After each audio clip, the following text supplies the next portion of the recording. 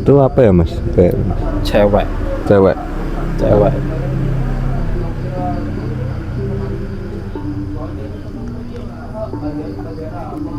Oke. Itu ada kejadian lagi sih sebenarnya, Mas. Terusan dapat gambaran waktu jadi akademi perawat itu ya, aktor itu ada sebuah kisah tragis juga sih, kisah percintaan,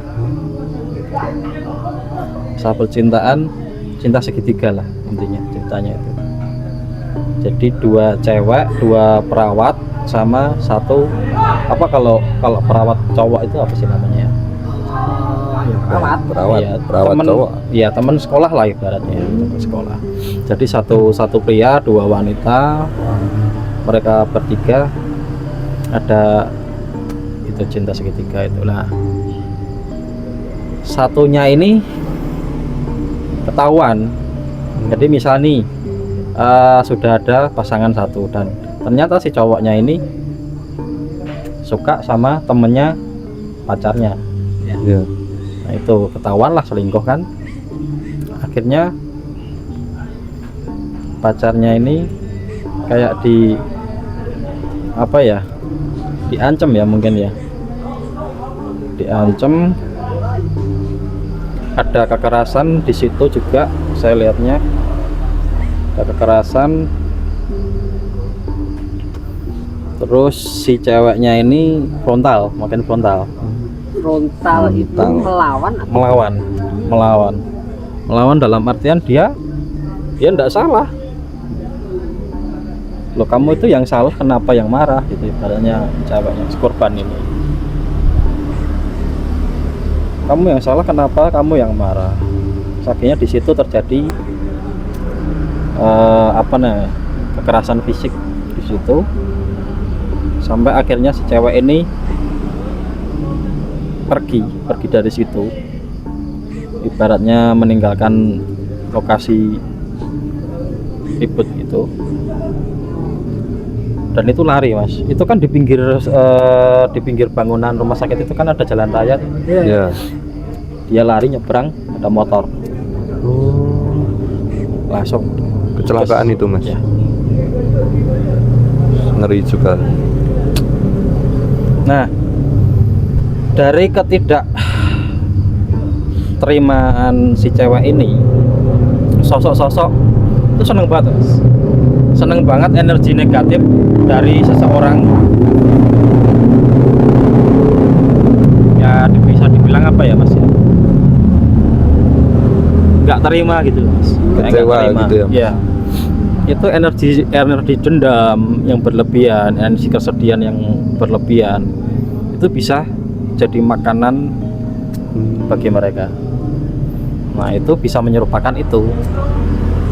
Jadi mungkin yang menyerupakan atau menampakkan sosok cewek-cewek itu sebenarnya gambaran terakhir si cewek karena dendam atau kecewanya itu. Dari situ. Nah, itu sebenarnya sosok-sosok yang ada di situ juga sebenarnya. Cuman dia menyerupakan seperti itu. Gitu. Nah, saya juga mau cerita mas, yang saya kan juga ngalamin kemarin pas mau closing kayak mas, closing itu kan habis masuk ruang gambar, terus pas sudah selesai itu tiba-tiba yang dari lorong tengah itu loh mas. Oke. Yang lorong tengah itu dari kayak apa ya, mungkin ruang tunggu ya, yang dinamakan itu ya ruang tunggu kemarin itu. Dari situ ada suara mas, langkah kaki gebrek-gebrek gitu. Tak liatin, nggak ada. Aku panggil Mas Sukro juga kan kemarin, Mas Sukro sempat ngeliat, kayak dengar juga. Tuh dicari-cari nggak ada mas. Tuh bingung kan kita, tadi siapa apa yang jaga kesini, tapi nggak mungkin juga mas.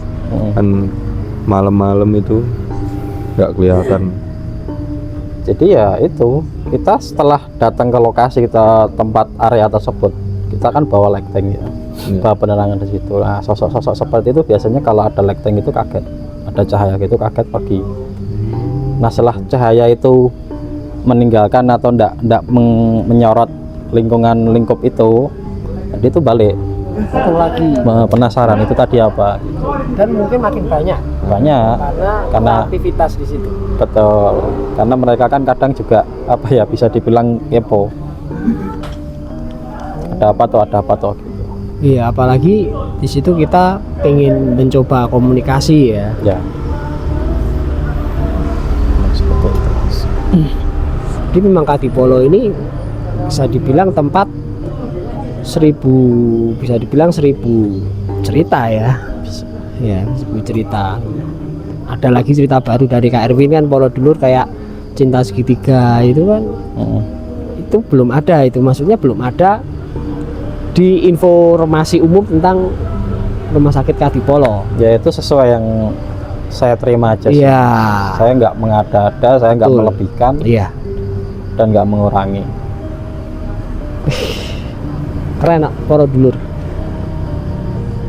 Ya kapan-kapan Poro Dulur bolehlah coba ke sana, main sore gitu ya. Boleh. Sore siang bagus kok, tempatnya banyak tumbuhan ya, banyak banyak tumbuhan, apalagi malam. Seru. Yang pasti luar biasa, tempat tersebut luar biasa. Tapi pastikan safety ya. Di sana banyak semak-semak, banyak apa ya kayak ular-ular juga mungkin ada. Iya. Ada, jadi pastikan pakai itu. safety, paling enggak pakai sepatu atau celana panjang gitu. Seru sih tempat kemarin tuh, seru banget memang. Beda sama beberapa tempat yang kita datengin. Setiap tempat ya. Pasti ada keunikan ya. Keunikan tersendiri. Itu Poro Dulur, rumah sakit Kadipolo.